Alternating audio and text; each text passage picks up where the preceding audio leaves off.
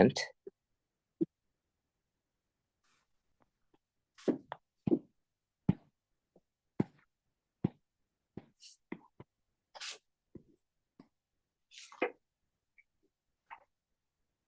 And actually just write down which one you want to work on actually. So I'll just write down which of those two topics you think will be, the one you want to work on.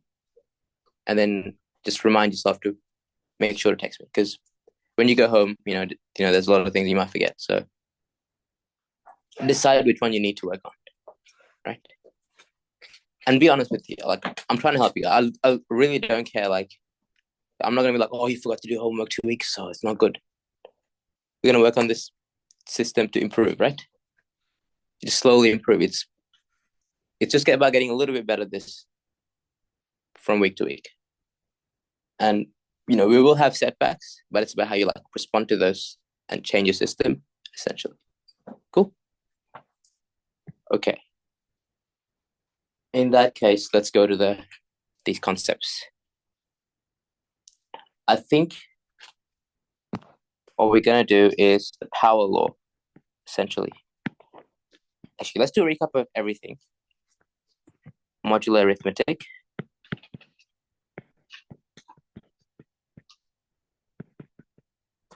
Yep. But I'll wait for you guys to finish up if you haven't wrote that down. But if you have, just write down which topic you honestly think you want to work on, right?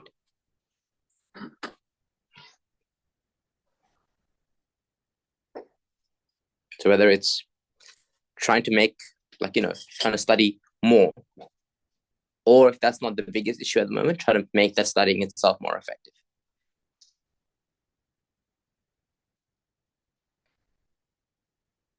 Because we got to make studying not that big. We got to make studying a more habitual thing, essentially, before we can start making it, improving at it. We can't improve something we don't want to do. We got to make it so that we want to do it a bit more, then we can improve it. Right? Genuinely, I'll say now, after doing all this study skill stuff, I really enjoy studying. And I don't need much energy to want to study because I enjoy it, right? So I'm not saying you're gonna enjoy it right away, but slowly I want you to make it so that studying is not something that's you dread. Cool.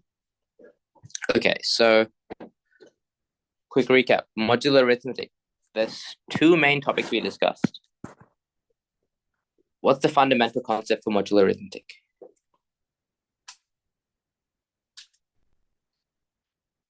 This might be a little while because the fundamentals we haven't discussed as much, but we have used it so much extensively. You'll probably know what it is when I mention it.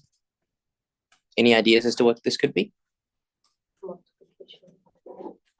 Cool. That's actually the properties, which is the later concept, and that makes sense because that's what we covered last week. By the way, not division, multiplication, addition, and exponentiation as well.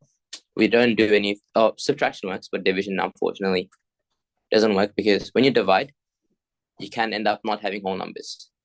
And in number theory, we only work with whole numbers because remainders are only defined for whole numbers. Cool. But what's the fundamental concept? The most fundamental thing? What's the symbol you see a lot in modular arithmetic? This symbol? Congruence, yes. Awesome.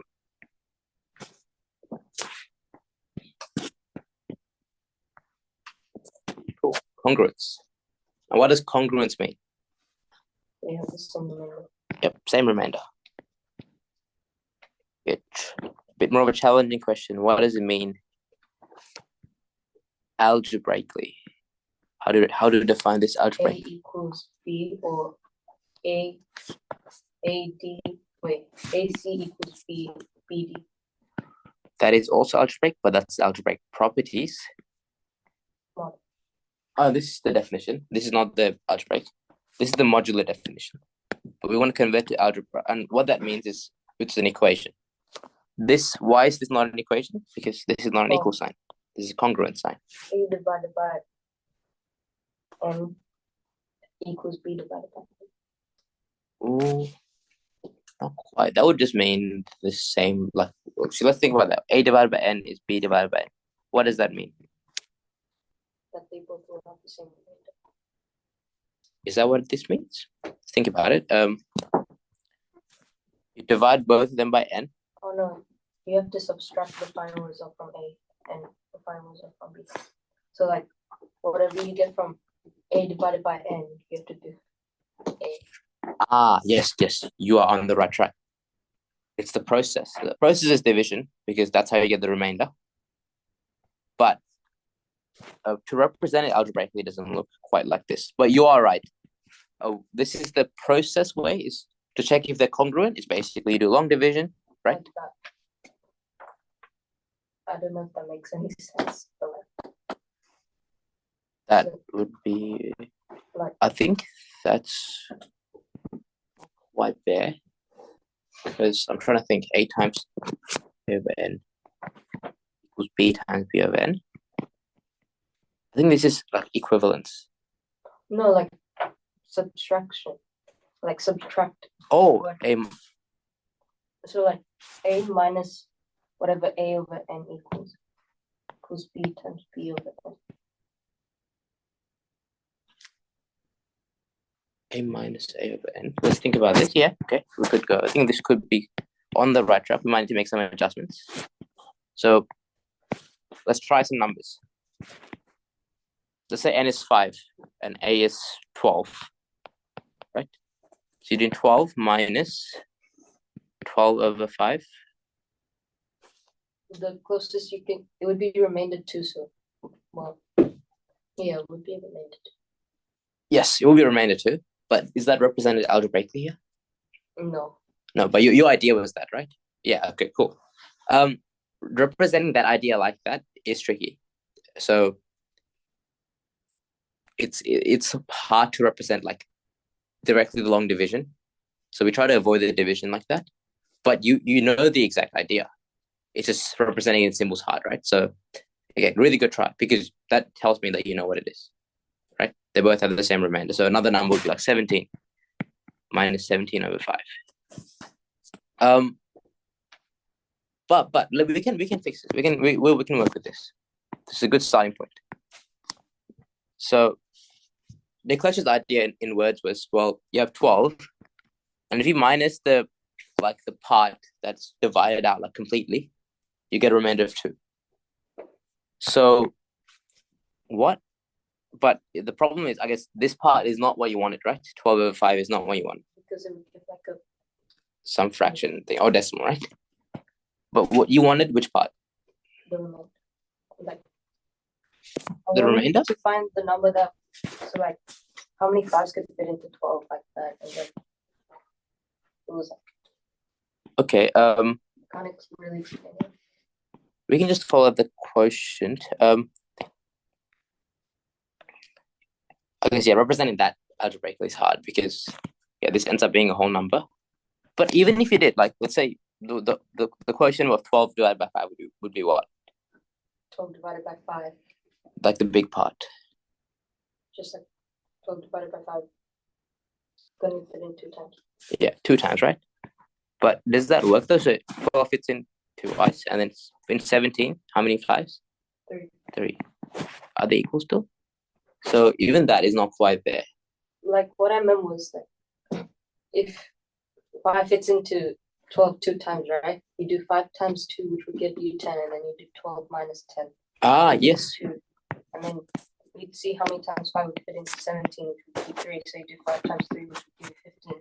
17 minus 15, 15 would be 2. Like Yep, that. spot on. Okay. Now we're getting there. Does that make sense? 12 minus 2, like the whole number part, when you get rid of it, you end up with 2, and then it's a 17, same thing. Yep, awesome. We're getting there. We build up from the starting point, right? That's the point. We slowly start from like something that's close, but not quite there. We can slowly build up from there. But how do we represent this algebraically still? And honestly, it's hard because it's not easy to represent the quotient like algebraically. Why? Because like for 12, it's 2, right? And you want to do 2 times 5. But then for 13, it's also 2. Is it like A minus 2 times n equals B minus 3 times n. But like, what if A and B change? A is 2 works for like 11 to 14. Do you see the problem?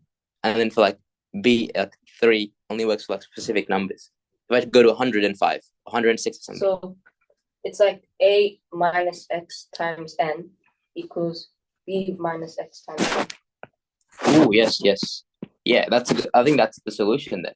We don't worry about what they are. We just say it's some number. We know what the number is because we can do long division to find it. But we don't bother to represent it in terms of anything. We just create a new letter because it is like they're related, but the relationship is hard to represent. So you just say, okay, I'm going to give up on trying to represent it. Just going to give 2 random letters. Cool? Does that make sense? A minus, like the quotient times n, is B minus the quotient times n. But I think this is perfectly correct, but we can represent it a bit neater. How can you do that?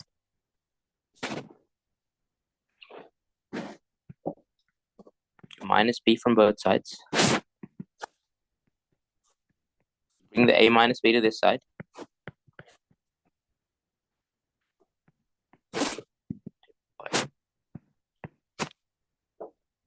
And then you bring the n to the other side as well. Bring all the A and the B, the numbers we know, to this side. Add xn to both sides. It's xn minus yn. Now, what is this? Why is this special? It's a multiple of n. Now, that's an important property. Every single modular number is a multiple of n. Sorry, the difference between 2 numbers that are congruent in the same modular is a multiple of n. So, can you come up with an example of 2 numbers that are congruent and check whether the difference is a multiple of n? So, again, you have to pick the n first. You're allowed to pick any n. And then find 2 numbers that are congruent under that n. And once you do that, see if this property holds. If they are indeed a multiple of n.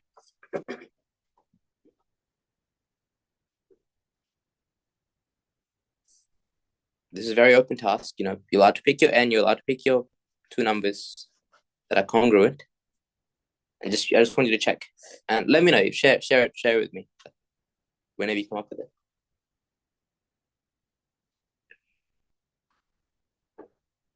$38 and $20 mod 6. Yep, cool. They are congruent. Well done. What about the difference? The 18. Is that a multiple of 6? Good. Yeah. Well done. That works. 20 and 38. The difference is a multiple of 6. So that property holds as well. Any other examples?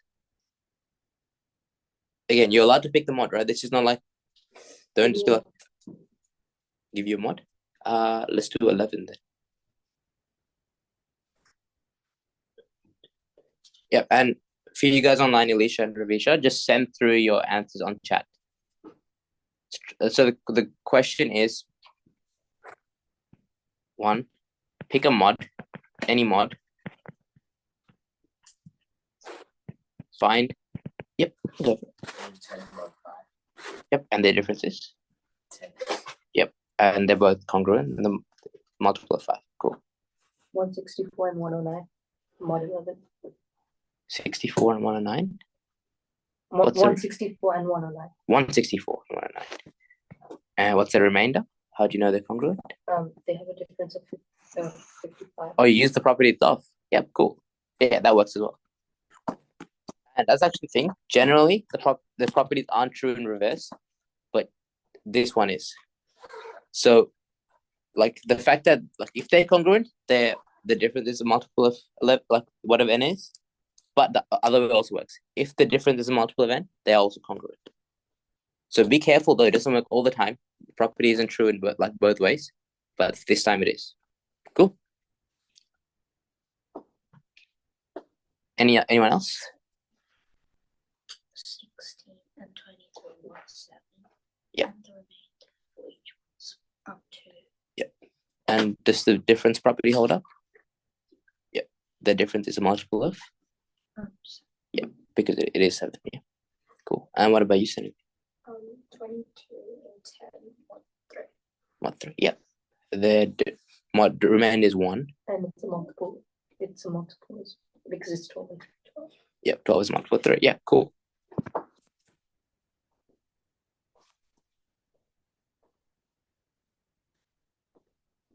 Well done, Alicia. Your answer looks good. Feel free to share your answers for revision. You can send it to me on my private chat as well.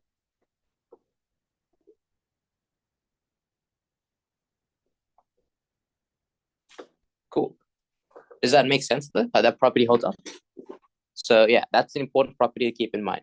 That difference property is very useful because that's a very fast way to check mods. But checking the remainder itself directly is the like first method, right? That's like the most simple intuitive method, but also quite long. Have to do long division or whatever division algorithm you use, and then find remainder for both numbers.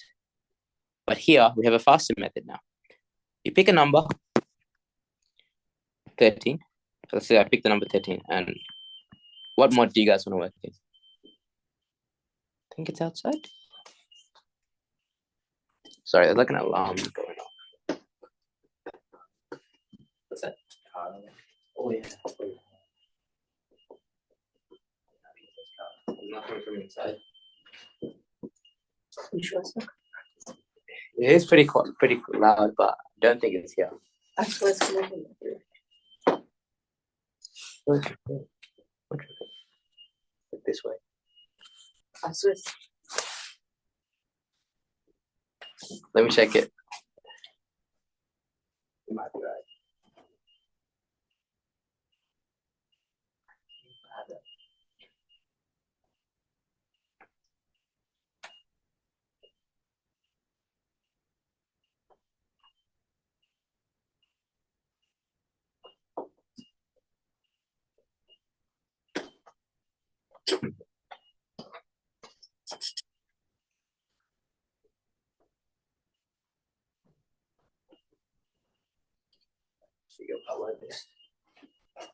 No, you're right. I have bad hearing. Reset. I'm tempted.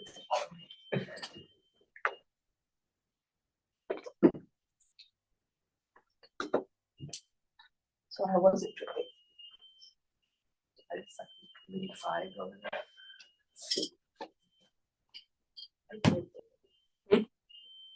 Wait, can someone come again? I'm not checking my hearing because I'm trying to see.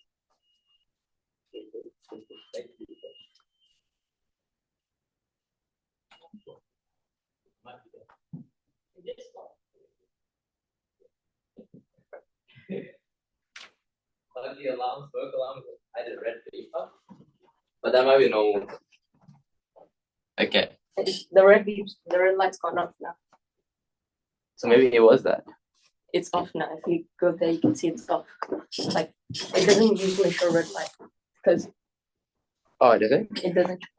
Oh, I've not used that one before. I get like for some reason some smoke alarms have just be red sometimes. So okay. Anyway, not a real issue, I guess. Thanks for that, Niklesh. I was not sure whether it's here or something on the other side of the wall. Yeah, true. Okay, cool. So that's the basics. Just keep those in mind. But we'll get to the properties we used, right?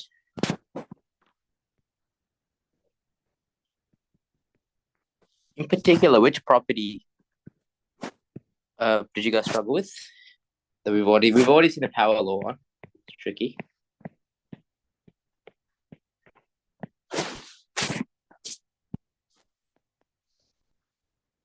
Anything else? Let's recall the other properties. What were the other properties? So given that A is congruent to B mod N, this is stuff we know. This is the assumptions.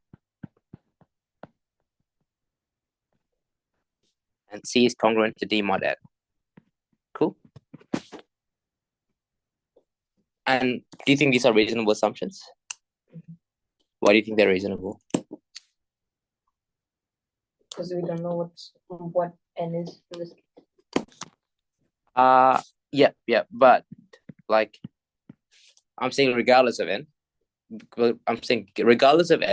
is it reasonable to assume these things are true? Like, do you think this happens enough for us to even like? Because we should only assume things that like can happen in real life, right? Do you think this like happens often? A is congruent to B mod n, C is congruent to D mod n. Well, yeah, right. Like we've seen so many examples of numbers being congruent to each other. Like, for example, 2 is congruent to 12 mod 5. Makes sense? So this happens all the time. So I don't think it's like an unreasonable assumption to begin with, right? So the reason we start like this is this assumption is because this happens all the time. And because and these sort of things we can build properties off of, this congruence. So we always start with assumptions that are reasonable. And then from there, we can reach properties that are like a bit more tricky, essentially. Cool. Okay. Just turn off do not disturb. Sorry, turn on do not disturb. Okay. So another idea I forgot to bring up, but do you remember the idea of residue? Yeah. Very important. The reason we use this property is essentially for residue. Why? What's residue again? What's the second idea? Remainder. Residue is equivalent to remainder, but what's like the proper definition? What's left over? So like definition, actually residue is different to remainder. They just end up being equivalent. Like you remember like when you learn about hypotenuse, what's the definition of hypotenuse? That A plus B equals the hypotenuse. That's property. No. What's the L1 definition? plus L2 equals It's a squared plus b squared c squared, but you're on the right track. But this is not the definition either way. It's a property. What is the definition? It's like opposite the right angle. Exactly. The definition, it's opposite the right angle.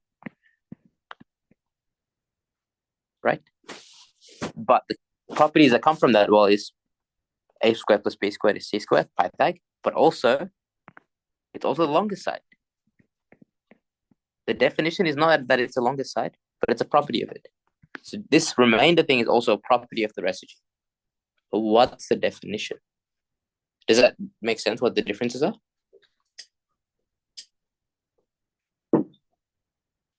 Residue is the difference between A and N. So if it's 12 mod 5, is the residue 7? So good try, but not quite. Remainder. It's equivalent. I mean, so technically anything equivalent can be a definition, but it wasn't initially introduced as the remainder. What's another definition? What's the original definition? It's the smallest non-negative number that's congruent to whatever, A.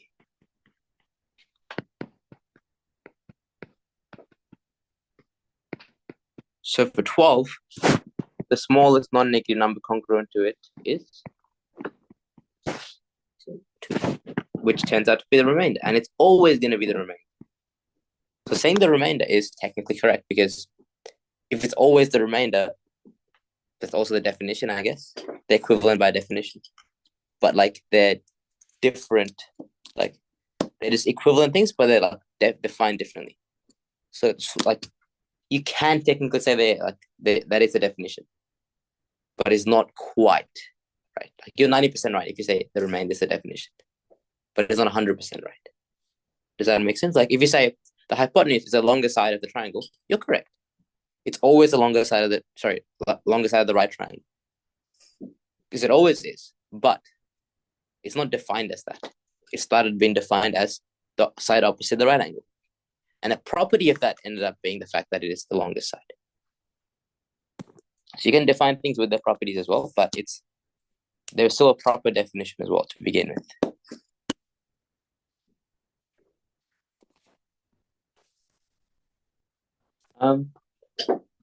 Okay, So does the idea of residue make sense? The reason why it's important is because now that we have like, what this basically means is we can break numbers down into their residues to find this property. So for example, the multiplication property, do you remember that?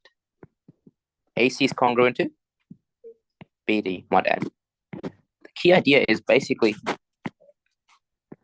pairs. You replace A, like you have a big multiplication, maybe like 307 times by 112, and let's say you're on mod 9, right? You're gonna find the remainder when you divide by 9. But what's the idea? Well, it's big to calculate right now. So instead, you break it down. You go down, A goes to, you replace A with a simpler number, and you replace C with a simpler number as well. But the numbers aren't given to you, so where do you get the numbers? Divide by 9. Which part? Or break it down into like smaller numbers, just like factorizing the numbers. Factorizing. If we factorize, actually wait, no. So like 307 divided by 9, and you find like what the remainder of that is. You do 112 divided by 9, find what the remainder is, and multiply those together. Exactly. And what's another word for remainder? Residue. Residue. Like again, this is just in the modular arithmetic terminology. You replace it with the residue. Why are the residues really nice? Because it's a small negative. It's small. Exactly. Just like you said, Nikosh. So the fact that it's small will mean that it's going to make the multiplication really nice and simple. And we can find the residue with, the overall remainder of the product with just a couple calculations. 307 divided by 9. What's the remainder?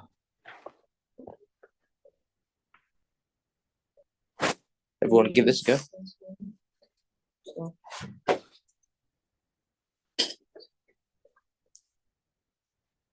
31. Wait, sorry, no, that's 31. That would give you. Wait. Yeah, dude, I don't think it's 31. It's 31, right? Because 9 times 3, that goes in. So into 30, 9 goes into 33 times, right? Which is 27, right? Which would give you a remainder of 3, right? So 9 goes into 37 4 times, right? Which would give you 36. So it's 31, right? But you said 4 times. 3 is a 30, then you get 4. Wait, do we find the Remain, yeah. Oh, you switch the numbers. I see. Yeah, it's 1. The remainder is 1. It's 34. It goes into 4 times. I think you switch the remainder with the quotient. So there's 3 times 27. Yeah. 3, 7, 37. 9 goes into 37 4 times. Yeah, that's what I'm saying. And then you do 9 times 30. Oh, yeah. The remainder is just 1. That, yeah.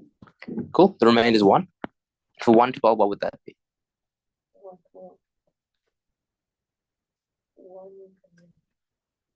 1 as well? No, sorry. You don't have to do it in your head. 40. Wait, 40. It has to be less than. Yeah. So there is a remainder.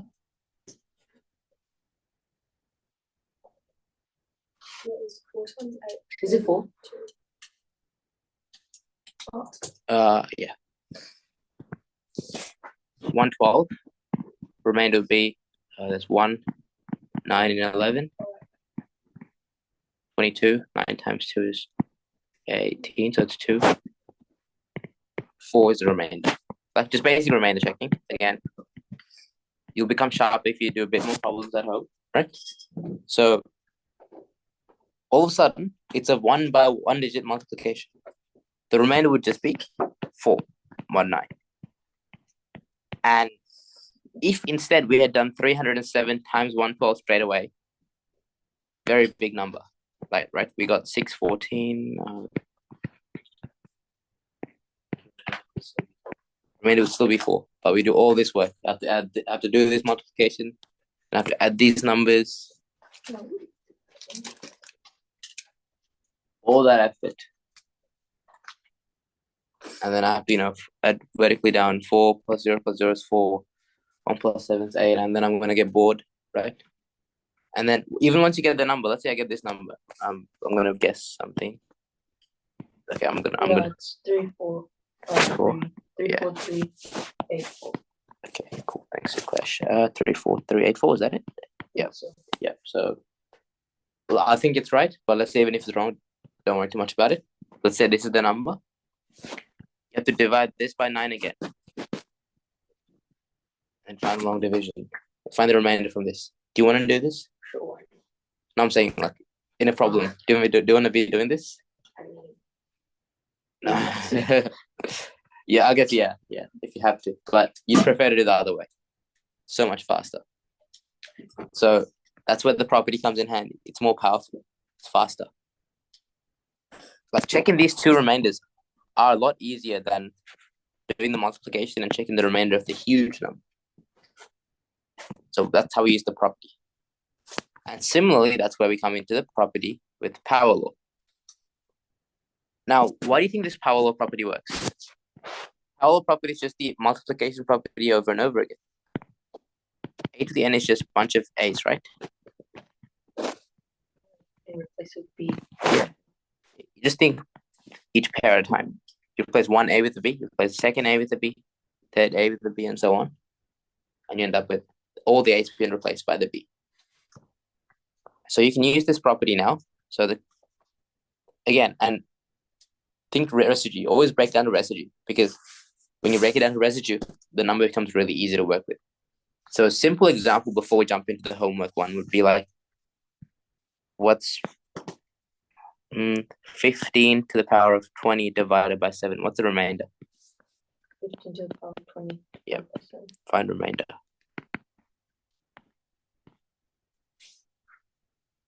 What's the key idea here? We can use the 15 property. to the power of 20 divided by 7 to the power of 20. Don't you feel those like 15 to the power of 20 times 7 to the power of? No, this is. Oh no, I'm not asking like the division. So this is just like basically what I'm asking is what's congruent to this? What's 7? Oh. That's what it means. Find the remainder. Oh. 7, 12 to the power of 20. How'd you get 12? Because they have a difference of 7. 12 and 15. Oh, sorry. 8 to the power of 20. But is that yes? But is that easier? Is that easier to calculate? 8 to the 20? No. So we need a small number, right? Yeah, even smaller. 1 to the power of 20. 14 difference. Makes sense. Why are they congruent? 15 and 1. Why are they different? They are. They have a Difference of 14. sorry. Why are they congruent? They have a difference of 14. And that's what 7. And so it's. And you can also check if you divide 15 by 7. What's the remainder? 1. 1. So 15 is congruent to 1. So because they're congruent, all of a sudden I get this simple number. And what's 1 to the power of 20? 1. 1. Makes sense? So 1 mod 7. So think in terms of residue. Break it down to the residue, essentially.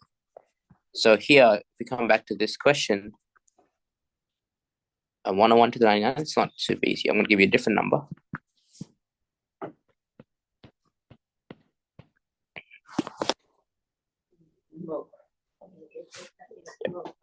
No worries, Alicia. I'll see you next time, and good luck with the match. She's left. 103 to the 99 mod 6. By the way, when I say mod 6, I'm asking for the remainder. So like, if I have a worded problem, if I'm asking what's the remainder when you divide this number, that's the same as asking the mod question, because mod just means like the remainder is the smallest number congruent to it, mod 6. So I'm really asking for the residue. So you can always switch from remainder question to a mod question easily. They're the same.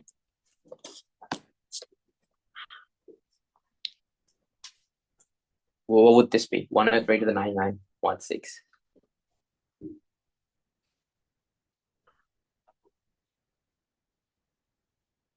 Um, 17.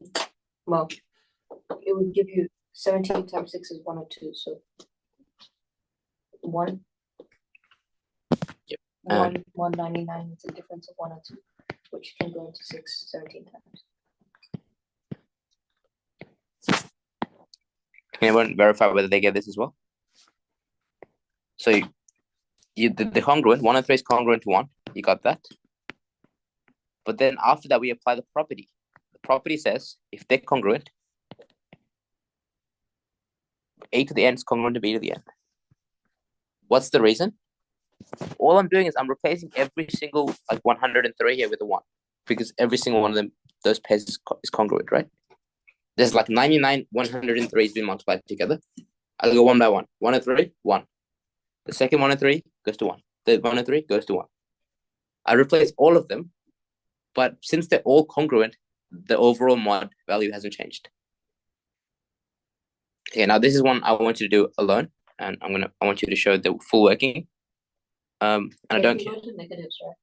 Yes, you can go to negative as well. And I don't care about the answer. I want to see the proper working out on this question, okay? Just to make sure you understand the property well. And Ravisha, can you send that through your answer on chat? Cool, thank you. Let's go mod 11.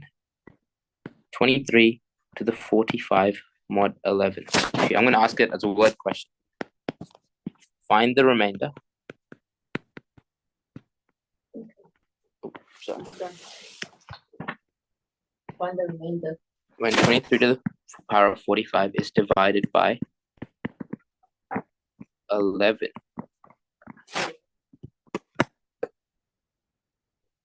So is it mod 11?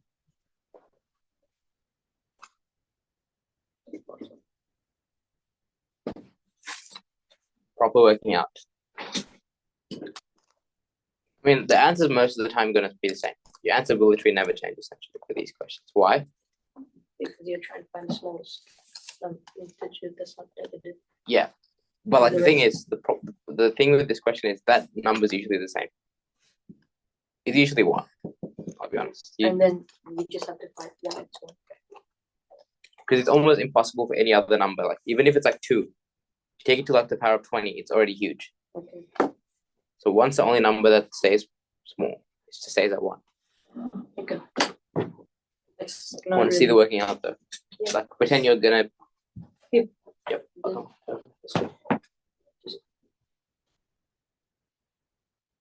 If you need help, let me know. I can help out. That's not working now. What? So oh yeah. So I think you don't need to show that part working. Oh. But I think there's that kind of. Okay, I want you to make that working out more specific. The actual property you're using. Right. Why do you use a property? How do you use a property? What's the reason you can use a property? Okay. So how do I? So do I just say Why can you replace 23 with 1? Why can you do that? Okay, can I say 23 to the power of 45 divided by 11? The closest you can get is basically just 22. No. I don't want you to explain in words fully. You don't need to basically.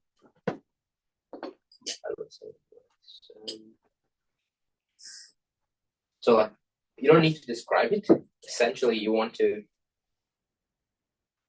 What's the logical reason you can go from here to here? Would represent that. I think that's me. So why can you go directly from here to here? Can I do show the multiples of 11 to 11, 22, then I underline 22. It's the closest to 23. I think it's similar to this. Just want to represent this algebra symbolically. What conclusion did you get from this part? What's the thing you got from that? What's the reason you did that? Because 22, because it's like mod 11. 11 goes into 22. Exactly. So you just write that 23 congruent to 1 mod 11. Okay. That's the whole conclusion of that first part, right? You did the division for that, right? 2, 1. Okay, come on. Well, there you go. What does that imply? Get what property can you use because we know they're congruent. What property? Using the property, probably algebraic properties. You're using multiplication. Is it multiplication? No, power. Oh, yeah. So you show the power property from that. It's the same thing you wrote, but just write it more formally. With the congruent symbol and everything. Okay. Your one's pretty good so far. But like represented a different line so that you know that 23 is equal to 1 implies this way. So the reason this is true, right? I'll come to everyone else as well. Is when A is congruent to B mod n, that means A to the n is congruent to B to the n mod n. So you need to find A and B first. And that's part of your working. And you show that A is congruent to B mod n.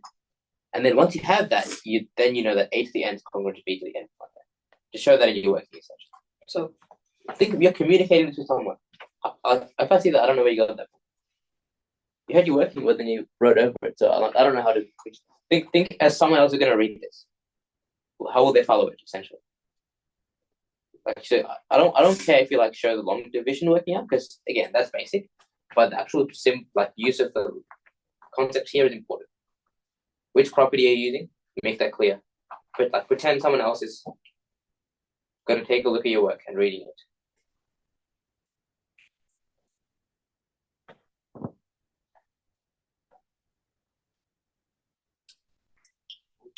Careful. That's not a problem.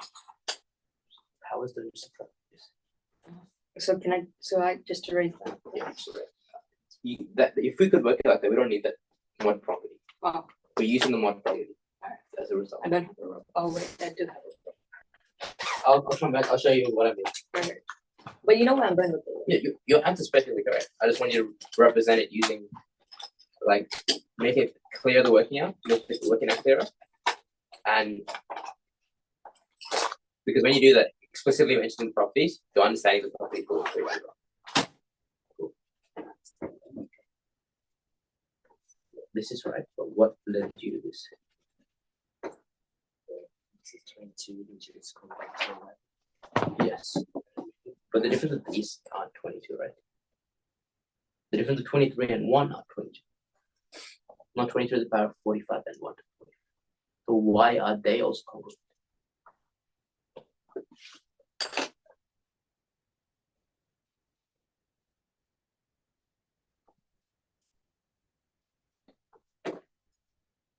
Think about that one. We'll discuss this. All right. Wait. Can you have a quick look at mine? Yeah, sure. So it's the same thing.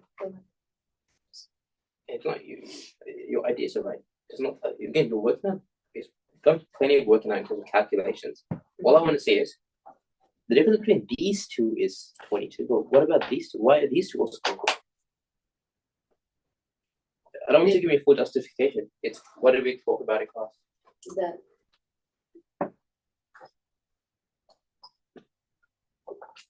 they both have the same power. Yeah, it's a Only problem. thing can Yeah. So you just need to represent that logically. You start from here to here. So you need to know what you need to represent what before this.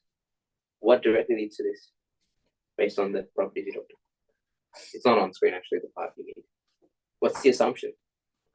23 times 23 will go up to 45 times, and then 1 times 45 times. Yes. It's just going to be 1. It's basically because of the fact that 23 is congruent to 1, 1, 11. This means these are two congruent things. This means this. This leads to this because this is the property. So you got to make that clear to the person who's sort of reading and right? So if you wrote this down, but then you wrote it on top of it, so how do I know where you got this from? Does that make sense? Right. You're communicating it with your answer. So this would be the answer that just equals. And that's simple enough. You don't need to justify that, right? That's long division. Does that make sense? It's communicating essentially. I'll come take a look at your work as well.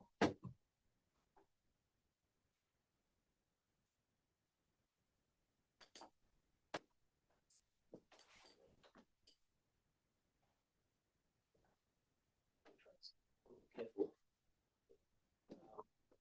I think you're correct again. Yeah, I think you're correct. Yeah, everyone's correct from what I saw. But the way you reach the answer also needs to be clear. So the difference of these two is not like it's not easy to know the difference of these two, right? It's the difference of the 23 and the 1 itself.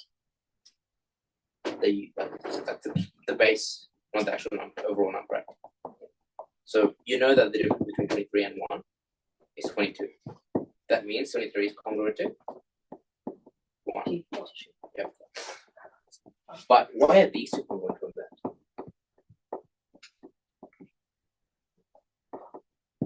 That's just yeah. Exactly, and that's a property, right? We talked about. So that's all you need to show. First, you need to show that 23 is congruent to 1, and you don't need to justify that with working out. That's pretty simple. Then you need to write that down, and that implies this. Does that make sense? It's a logical reason. You need the first congruence, then that implies the. Again, your answer is correct. Well done. But how would you represent this more clearly? Like if I was marking this work for full, like what I'm saying is, if I was marking this, you're correct, but I won't give you full marks because you show working out fully, make it clear. Math is not just like what's in your head. You got to communicate that as well, right? So that's what the answer is, right? It's not just the answer. Sorry, that's what the method is. Not just the answer. If you have the answer, but then it's hard to follow. It's not as good for the person reading. Now, I'm saying it like that, but the real reason I want you to do it is because when you just have fully justified working out, actually your learning becomes much more organized because you have to connect the ideas more, right? Instead of just intuitively going, oh, well, 23 is congruent to 1, so 23 to the 45 is 1 to the 45. No, you don't just do this basic thing. This is correct. Don't get me wrong. Instead, we say 23 is congruent to 1 mod 11. Working after this, you can skip.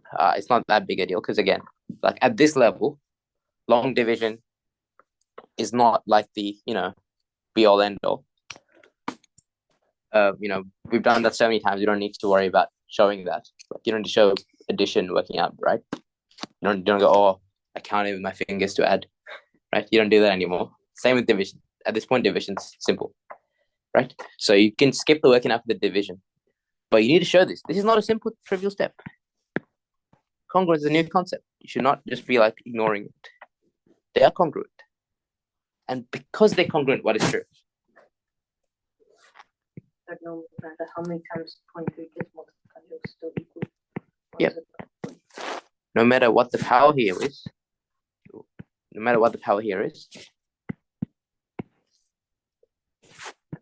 they will be congruent. Does that make sense?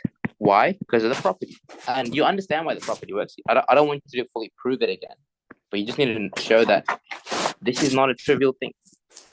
This is an observation you make. I need to make it clear in your working out, right? That's your starting point. You start with the fact that these two are congruent. And because these two are congruent, this overall thing is congruent. And that is your working, how you justify it fully and logically. Make sense? Cool. So that's what I want you to do for other questions. So that number over 16. Yeah, it's huge. Okay, what about other more tricky numbers? Like, 101 to the 99. Let's find that. Mod 6. 100 doesn't go to 6. I mean, 6 doesn't go to 100. Yeah, it doesn't. Just not 1. I know I said it's usually 1, but it's not always 1. 6 times. It's 17 is 102. So 6 times 16. Yes, 6 times 16. Whatever that is less than 101. Because 17 times 6 is 102. So what's your idea so far? 16 times 6 is 96. So that would give you. What's the residue? Usually thinking residues is a good starting point. Residue is 5. Does everyone agree? You can verify it on your own. Do the long division.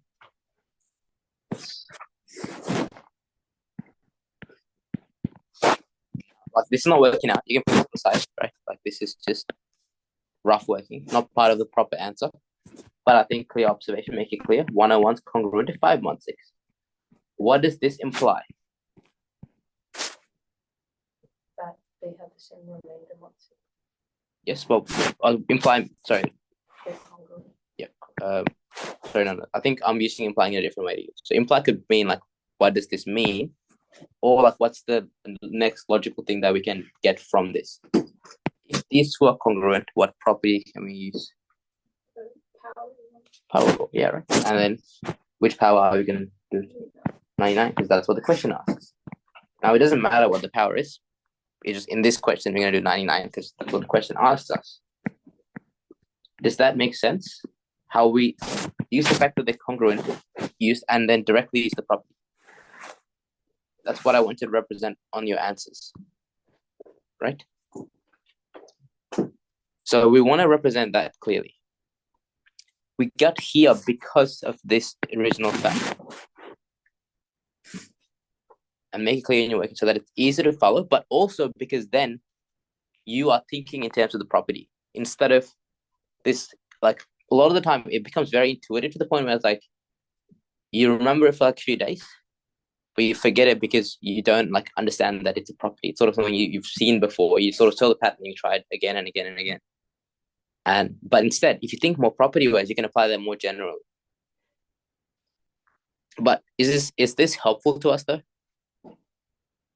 What do you mean is it helpful? Well, we broke it down to 5, but 5 to the 99 is that Break it down smaller. a good point? We'll get to that soon. But before that, is this number small enough? Can we compute this? No. It would be smaller. Think about it. Multiply 5 99 times. I think any number multiplied 99 times is too big. Except 1, of course, because it cancels out perfectly. What can we do? So let's come negative. We're allowed to go down to negative. I know we haven't reached that much, but we're allowed to go down to the negative. Before that, this working out so makes sense so far. The logic. It's positive, right? Oh no, that's even. No, either way, yeah. So what's another number congruent to 101? That's even smaller. If you go down even further.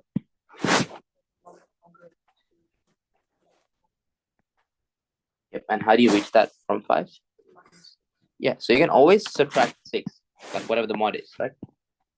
If you subtract 6 from 5, you end up at negative 1. These two are congruent. And then what does that tell us? What's the property-wise? It's congruent. The property says what? Oh, the property you end up with. Yeah, 101.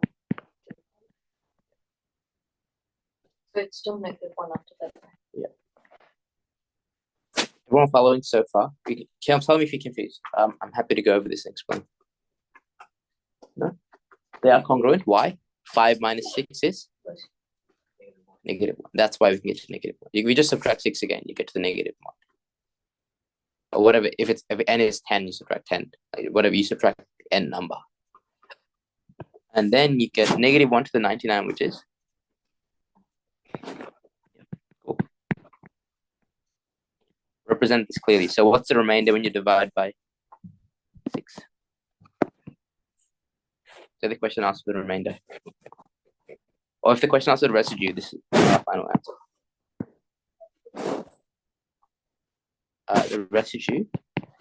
The residue is just the remainder. So like negative 1 divided by 6. So what you're asking? Like, We've got negative 1 mod 6. What's that congruent to? 101. So think about this. I know it's negative, But the actual number 101 to the 99, is that positive or negative? That's positive. It's still positive. So we need to find the remainder when you divide it by 6. The remainder can't be negative, right? We introduced this idea for negative mod just for the sake of, it's 5. Just add 6 back again. Make sense? You have to go from -1 to 5 by adding 6. You've reached there by subtracting 6. So you can add 6 back to get to 5. Does that make sense? And then you end up with this. So you get 5 mod 6. Cool? So you either way, you send that back. Yeah, but Very nice. you don't know that till you reach. And actually, if you go to H, it works even. Is it like -2? Yeah. Exactly. And then it goes down to -2 and then. Let's take a look at H actually. It's 83 to the 144. It's congruent to 15 to the 144.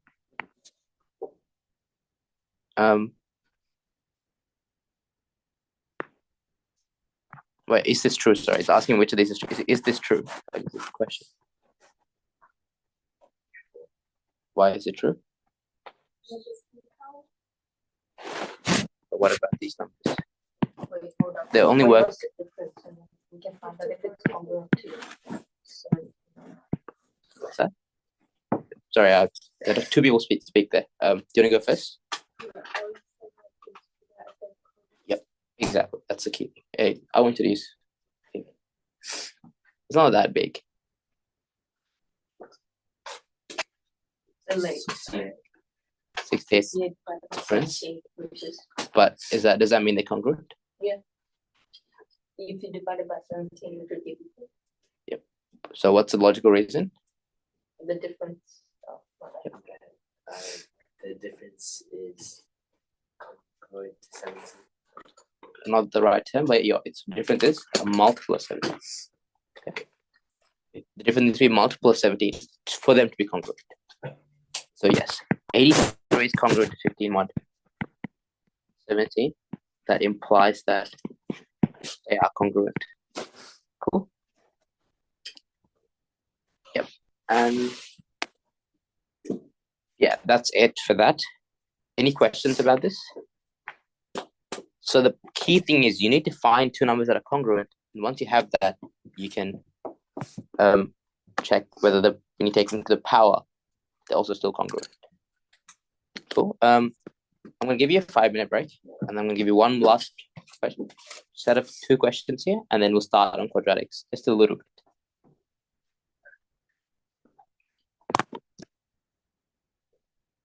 What was that game? The one where you have to use all the operations. 24. Or 24. Do you want to play it? Sure.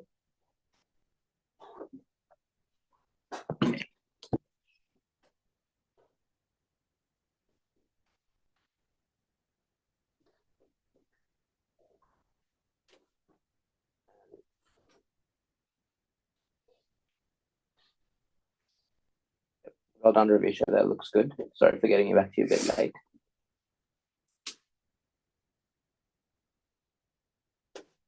Okay, let's play 24 then. Let me share.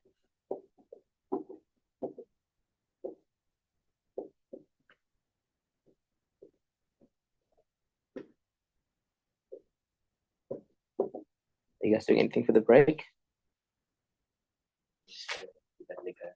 Oh, nice. You see your friends there again? Cool. Oh, yeah. My aunt's coming up in the second week. Is she from like interstate or? No, so she moved from Sri Lanka to New Zealand recently, and then she's coming over to Australia. Oh, cool. She's only been here for like a stay over for like maybe 1 or 2 nights. That's it. Oh, nice. That's So really she's nice. staying for like 1 week. That sounds so good. But I have to give up my bedroom.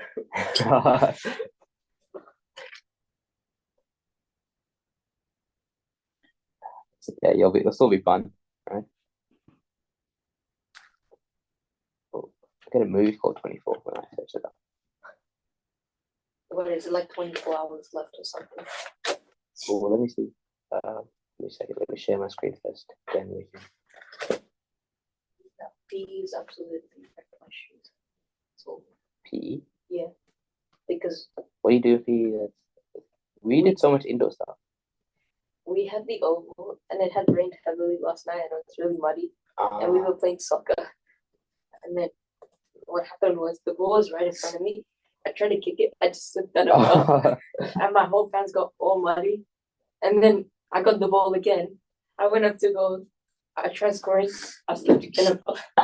Yeah, soccer is it is tricky. I was always really bad at soccer. I like slip all the time as well. I remember once I got nutmeg like twice. And this week on Thursday, I scored an own goal. How'd you do it? How'd you do it? I redeemed myself and scored 3 more goals after that. So. Oh, so you're good. No. 3 goals is pretty nice. But it was against T7. So Oh, okay. you have to share the Wait, I'm not indoors sharing with it. them. Give me a second. Oh, yeah, sorry, I need to switch the screen. 24. Let's play.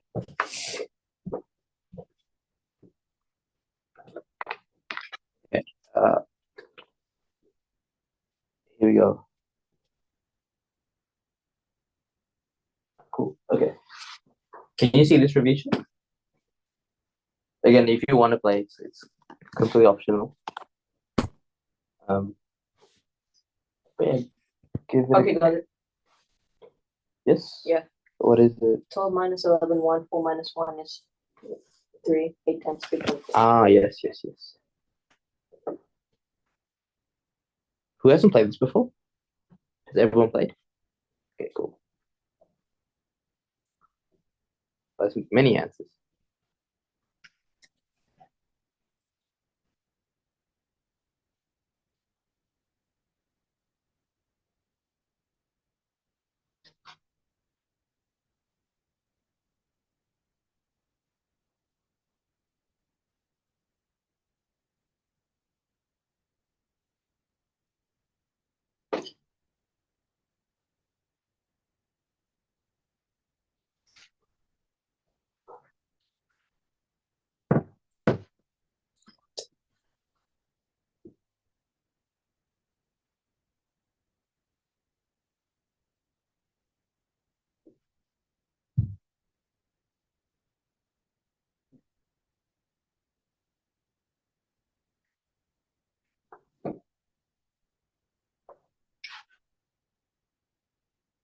Got it.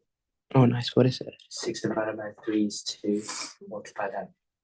Oh, that's good. Multiply by what? Multiply by 7. Oh, Oh, that's good. I was struggling with that. That is the only solution at all. Good stuff. okay, got it. Ah, yeah. 12 times 7, 5 times 5. Oh, wait, I messed it up.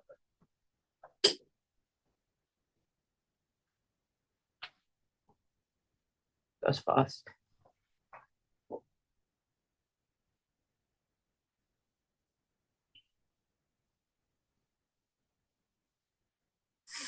Got it. What is 10 it? minus 5, which is 5. 5 minus 2 is 3. 8 times 2, 24. Okay. Yeah.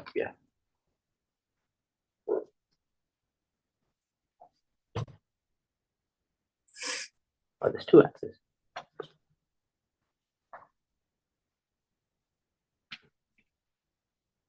Oh, you got it. Oh, yeah. It's 13 plus 10, 5 minus 4. Ah. Yeah.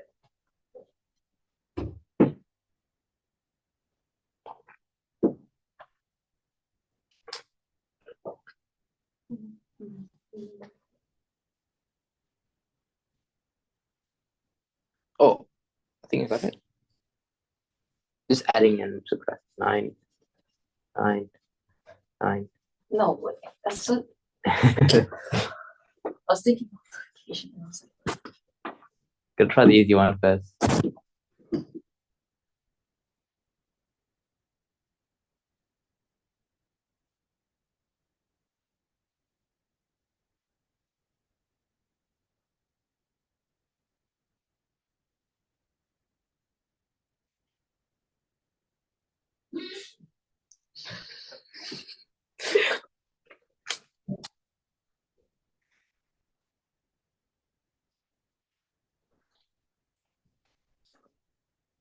Make this the last one.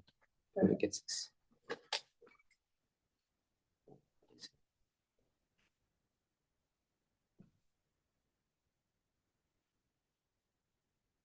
Oh, I think I got it, but I want someone else to get it.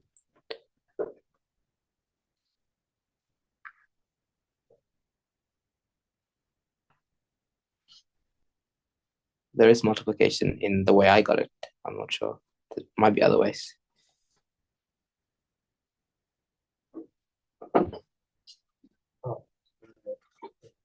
Yep. You can share. Do you choose like all of them? Yeah, you have to. Yeah. 8 times 2, 10 plus 5 plus 3. Can we do one? But that doesn't mean that's division. Oh, have to not all the use the operations. Sorry, all the numbers. My bad. My bad. Like that is- Yeah, that would be crazy hard. Yeah, just all the numbers. We'll do one more.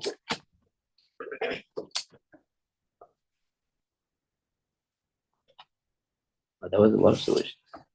Okay, last one.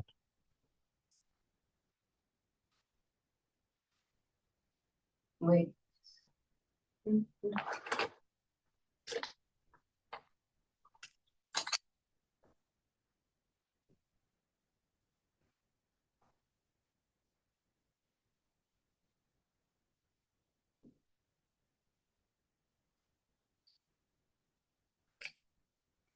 Oh, I got it.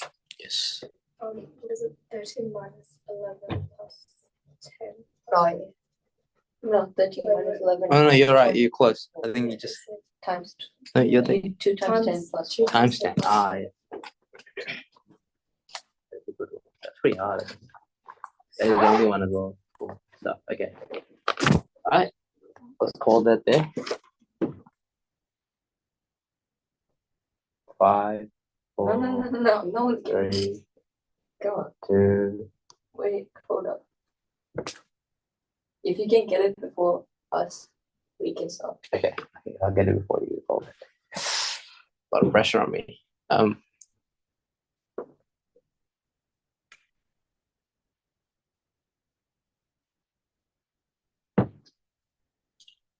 think I got it. Yep. 12 divided by 6 is 2. 2 plus 13 Oh. is 15. 9 plus 15 is 24. Oh, what did I do? That's right. Oh, I subtracted, yeah. Okay. Can we call it? I need to finish. One more.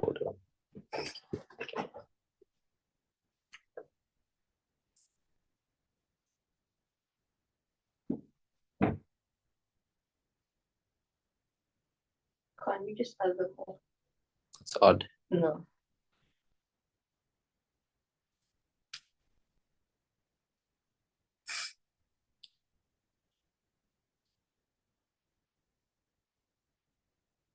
Oh my god, isn't it 6 times 5, which is 30? Oh, never mind, that doesn't work. You use all the numbers. Wait, 6 times 5, which is 30. God damn it, no, that's Wait.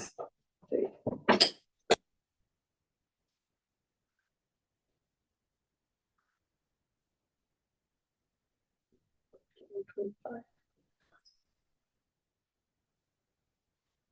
Is it 6 times 6, 36, minus 5, minus 6? That's 25. I think. Yeah, that's okay. Could have multiplied out the 5 somehow, but I don't know where to do it.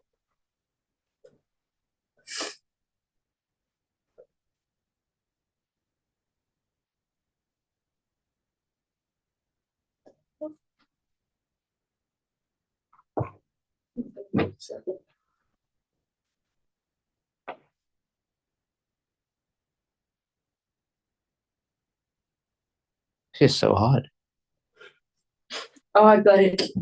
6 times 5, which is 30. 30 divided by. Oh, come on. I swear I had it in my brain before.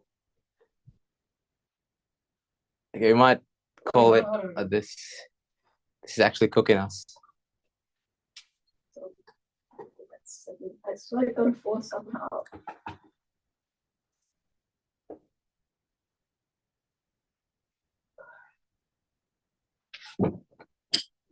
Oh, Wait, hold on. 6 minus 6. 6 times 5. Oh, wait. Plus minus 6. I got 6. We used two sixes at the start. 6 divided by 6, which is 1. 5 minus Yeah, that's 1 what I just is got. Yeah. so stupid. I just got it now as well. Oh, it took way too long. That was pretty hard though. It's the only one as well. Yeah. All right, let's call it. We need to call it. Okay. All right. So we've got a long break, about 10 minutes. We'll come back, finish this topic, and we'll get a very brief start for quadratics. Cool. Okay. So remember this property we talked about, which is that if they're congruent, you can apply the power property. So I'm going to give you a couple questions based on that. Part A would be the given. Find the remainder for all of these. We'll find the residue actually. Find the residue. Part A question is 23 to the power of 7 mod 11. So B is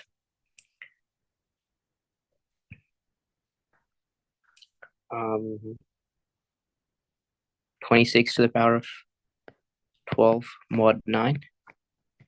Last one would be, I want you to show the full working, like I want you to show congruence implies the property, like because that's what the true property is, because that's what you're going to use.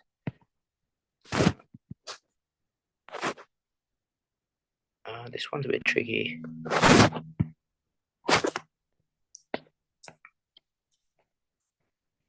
Part C is a bit tricky. Yep. Yep, sure.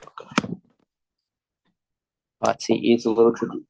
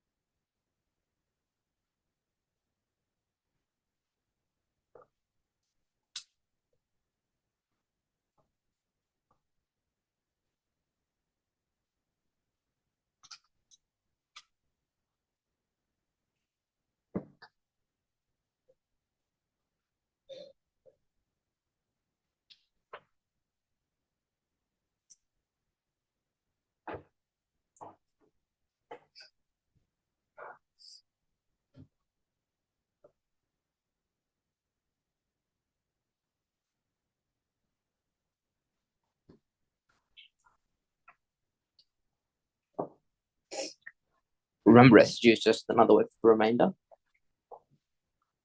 So in a different question, if they ask you for the remainder, it's just you can do the same process that you learned here. But here you just find the smallest positive number congruent to this in mod 11.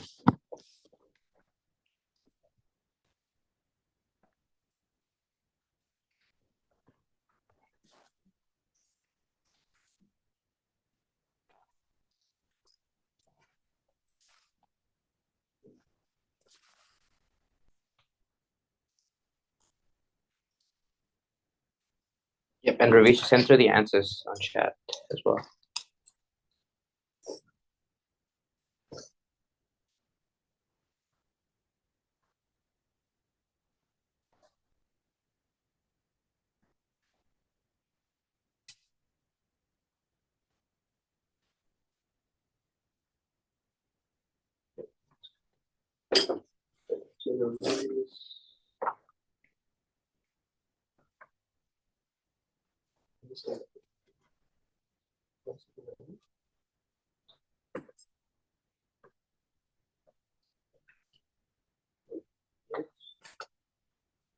One divided by 11 is nothing, right?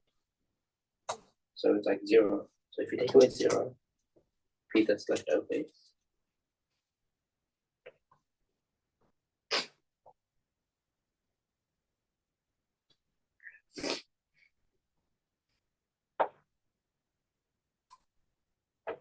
taking away 0 out of 11. Because that's how it is. It's just so left over space is just 1. It's nothing else. Think about it, does that make sense for you? Like remainder means what's left over when you take away all the multiples of 11. Within 1, there is no multiples of 11. So you take away 0, left with 1. So that is, does that make sense logical? Yeah.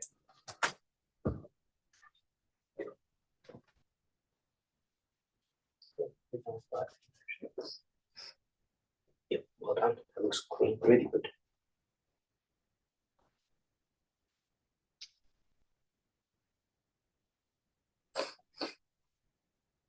Oh, by the way, Oh, good picture of that.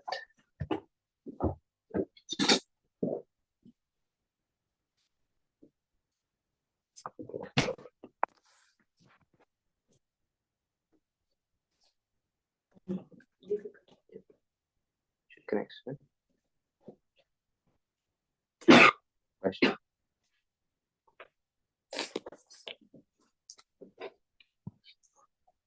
Make sure to show the logic as well, though. Right?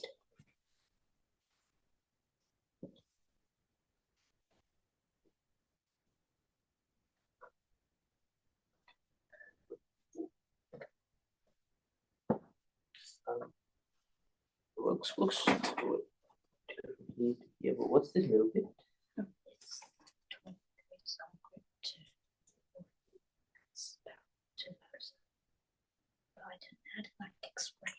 Ah, I see.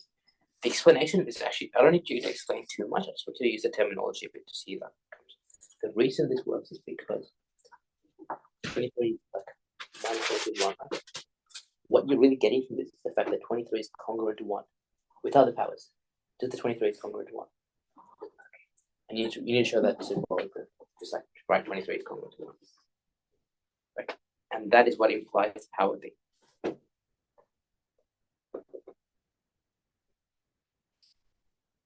So, like, if they're congruent, like without the powers, that means they're congruent. Exactly. That's the reason you want to write it like that.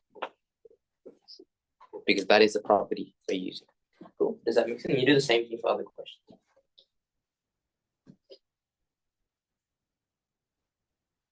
You just need to find the number congruent to the base. That's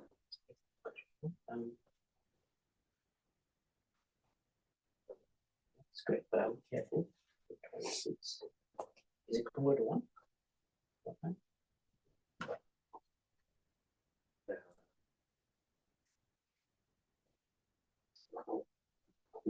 Divide by half, what does it remain this?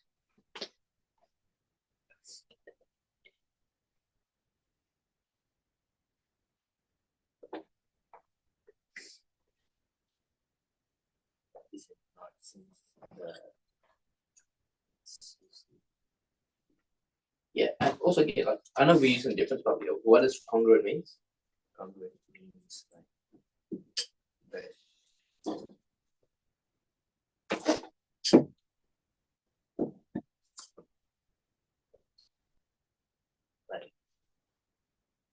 Congruent, if they're congruent, they have the same what? same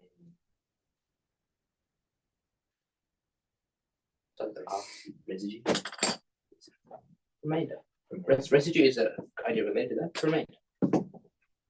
Do they have the same remainder? 26 and 1. Well, 1 is the remainder of 1. So does 26 have a remainder of 1? Can you divide by 9? Like, you can just check remainders. Like, you can just do division 26 divided by 9. What's the remainder?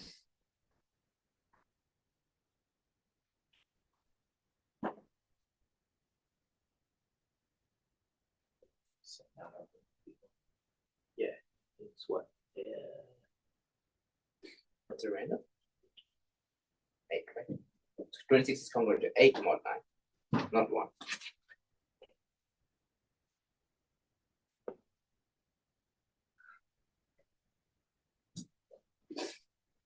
Yeah, 8 to 12, right? But it's 8 to 12. It's smaller, but is it still calculatable? see subtract 9 and get 7. Yeah, Does that make sense? And again, like the -1 bit's probably a bit tricky, but you can see the congruence from the property, right? Subtracting this. Again, congruence just means remainder, same remainder. Don't forget the definition. Do we have to go with the last one, like -30 or something? It's tricky. I'll go over the last one together. Is it, or do we just go with 30, like 32?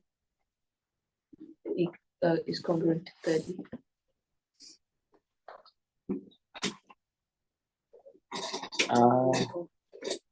Because one of them would be 2 and the other one would be 2. Could you say that again? I was thinking like 32 is congruent to 30, but that wouldn't work, right? With mod 30, what's it congruent to in mod 30?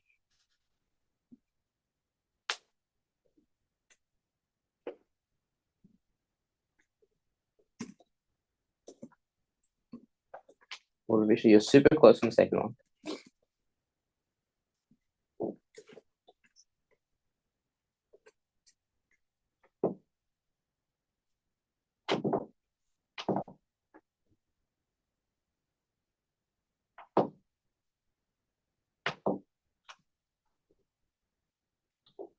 C's 32 will be congruent to 2. Yes. But there's a few things to do after that, but that's a starting point for sure. Okay, I'm not gonna go over the working out like now. I will go over it fully, but I'll just show the full working. All you need to show is find a number congruent to it that's small. So for A, 23 to the 7, 23 is congruent to 1, right? Mod 11. You can check it a lot of ways.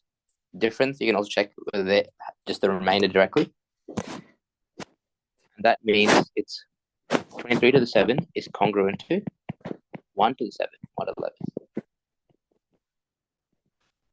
Just 1. So the remainder when you divide 23 to the 7 by 11 is also 1. B, 26 to the 12. Well, 26, can't do anything with this yet directly. 26 is congruent to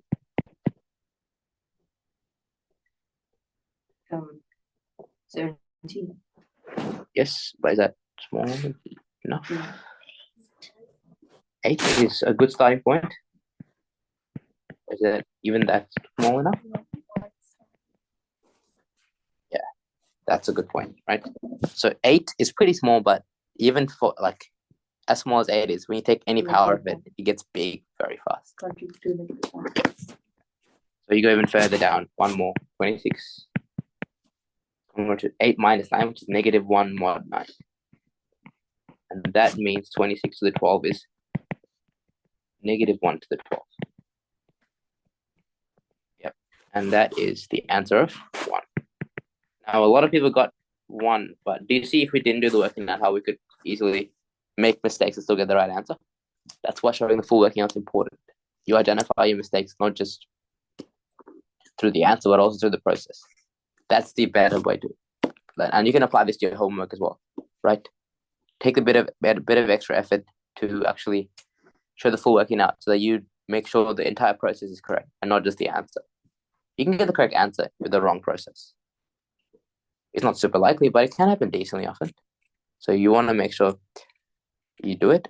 But the benefits aren't just that. By making sure you write down the process fully, you try to connect ideas logically.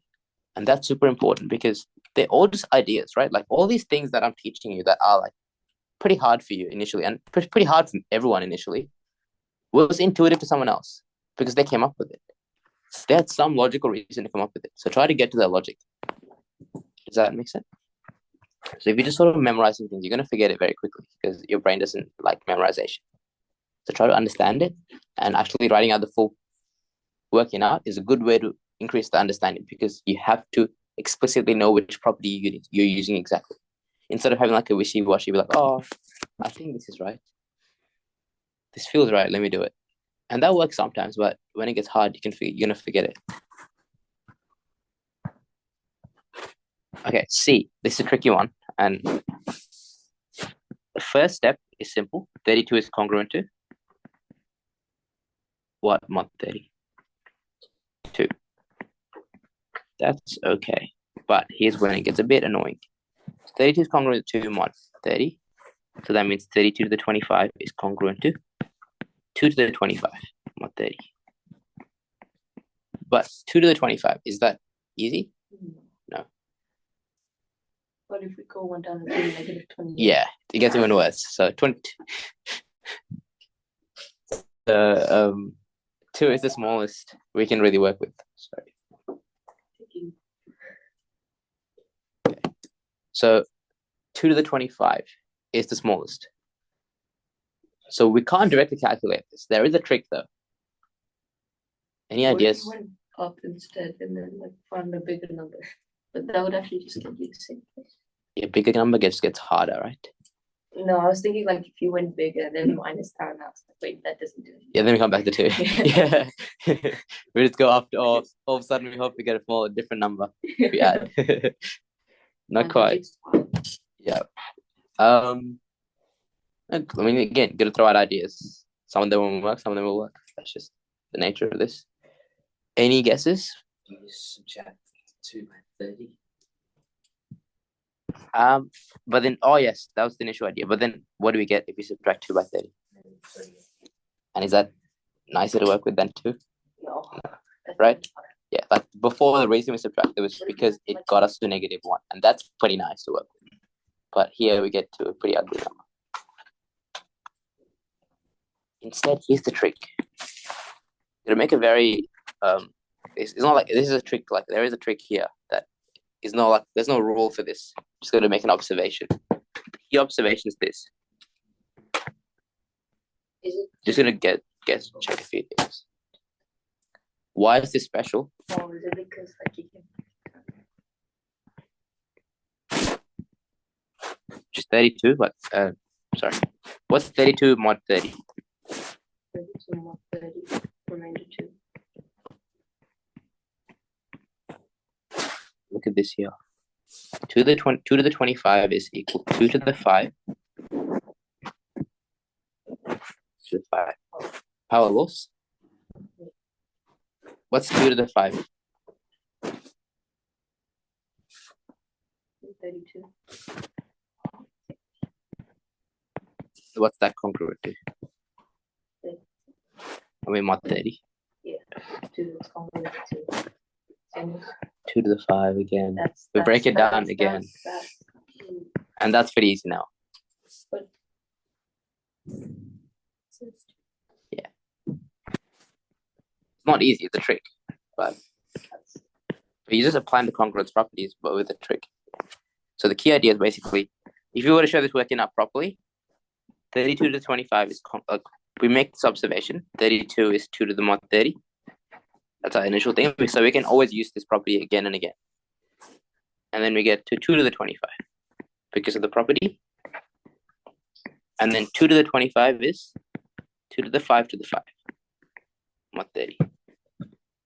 They're just equal numbers, right? And then 2 to the 5 is 32, just congruent to 2. And you go down to 2 to the 5. And this is super easy. 2 to the 5 is just 32. Mod 30, which is 2 again. It's like this. It's like you find a hack Yeah. in the coding. exactly, yeah. It's like you just repeat the hack. It's like, I think the word for this would be recursion, maybe. But I'm not sure exactly. But that's a trick here. But look how we're using the properties consistently. We have not violated the properties. Cool. Any questions about that? So that's, I think, the key thing to take away is that, sorry, no, not that. Overall, the key thing to take away from this is the fact that we're using the power law because of the fact that they're congruent.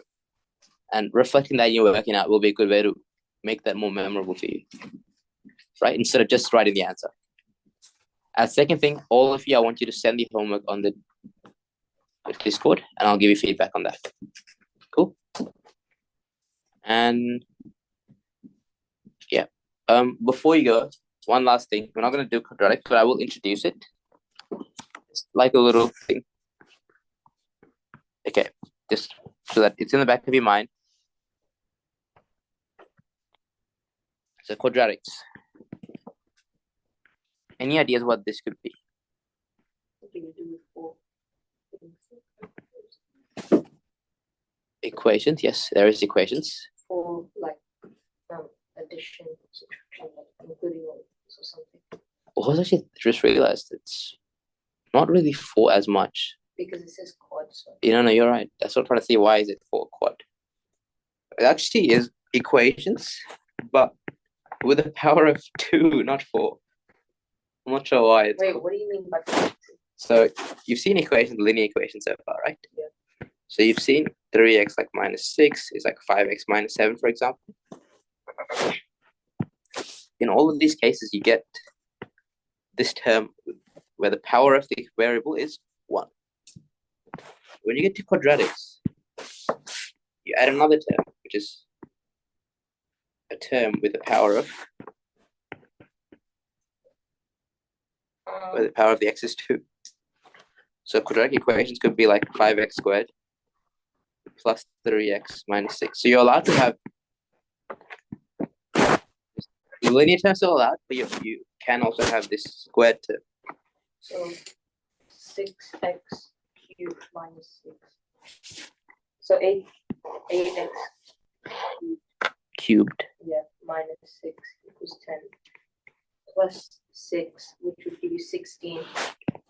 So 8x cubed equals 16. So whatever X cubed is divided 2. by yeah. So what's That's not a whole number. That's okay. But so that would be your answer. yeah, whatever the cube root of this is. But is this a quadratic? Why not? Well, the definition was we're allowed to power of 2. Is this a power of 2? 3. This is called a cubic. What was that then? This is the quadratic. Is if you just replace 3 with a 2. So, for example, 8x cubed minus 6. So 8x squared minus 6 is 10 is a quadratic. Oh. Now, why do you think this comes about? Like, why do we care about adding this extra squared term? Well, To make life more complicated. yeah, I mean, I don't see what this is going to be related. it's very important. Yeah, that's the question. How? Okay. You're not going to go into a supermarket and just see, oh, look, it's quadratics, guys. I mean, if you throw a ball, the arc of the ball is a parabola, which is the quadratic equation. Yeah, but who cares? This is Like the arc, like if you throw a ball, the way the arc it follows is the graph of a quadratic. You know how the linear has a straight line graph? This is a quadratic graph. Now, the reason for that is a bit complicated because you got to understand the physics behind it, but it is very useful. And quadratics, if like, okay, this is not as relevant to you guys right now, but in economics, when a lot of the problems where like they're trying to optimize, maximize shareholder value. Have you seen the meme? It's like maximize profit, right? They have this graph cost to profit, usually a parabola, and that's the graph of a quadratic. And basically, what they do is they find the point that maximizes the profit. But you gotta understand the basis of quadratic equations till that. But okay, 2 more minutes. Yes. actually no. It's not like, ask It's questions. not really. It's not even if it's not relevant. I've got a question. So the point is, it has a lot of uses that might not seem obvious to you right now. But I'm going to give you something that's very easy to understand, even though it's not to be useful. Let's go back to when quadratic started. No. Right. Back in my. So it was like, as usual, it's the Greeks, Pythagoras, those guys. They're the ones who initially started it. They wanted to find areas. Now, if I said to you, I know one of the sides of rectangle 6, the other side is x, and I tell you the area is 42. What's x? 42, not 48. So, yeah, 42 divided by 6. 7. But you can also set it up as an equation because of the fact that, 6 times x is 42. That's a linear equation. But if I tell you a different problem, very similar, I tell you the area is 48. But then I tell you this side is this side, let's call this side AB, and this side's AC. If I told you AB is 2 meters longer than AC, very simple problem, right? What's AB and what's AC? That is square. Oh, it's a rectangle. There is 48 meters squared, let's say. And all you know is that AB is 2 meters longer than AC. So But AC would be 6. You use that. X and then X plus 2. And then 38 equals I just find this X plus 2 divided by X. Not divided by. What's the area formula? Cool. Again, you got this by guessing and checking because it's intuitive. These numbers are nice, but when the numbers get harder, the problem you can't solve in your head. So instead, what we do instead is do a synonym, which is you define the small side to be x. If the small side is x, what's the bigger side? X plus 2. And when we do this, you get x times x plus 2 is 48. Now, is this a linear equation?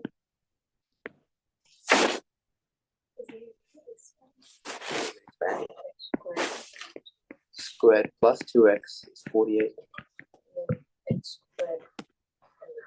Wait, Yeah, solving is not easy. hold on. You try. Give it a try. Wouldn't it be like 2x cubed then? No, the powers don't add up when you can't really combine the two terms. Okay, so then you just do, so you might divide by 2, which would give you x squared plus. Divide by 2, equals- x squared over 2. Because there's no 2 in x squared. Like just, yeah, I know, I get it. But can't you do like just divide, just trying to get rid of the 2 from 2x? Just like divide by 2, right? You have to divide the entire side, right? If you divide the entire side, you end up with x here and 24 here on the right side. But then you also got to divide this by 2. And now you got a problem. X squared on 2 is a half fraction. It got uglier. But trying to get rid of the 2, it made it ugly and it's hard to deal with. Okay. So it's 11:03. We'll wrap it up. But think about this. Now again, I don't expect you to solve this. This is why we're going to spend time. Solve it right now. You'll solve it easily later.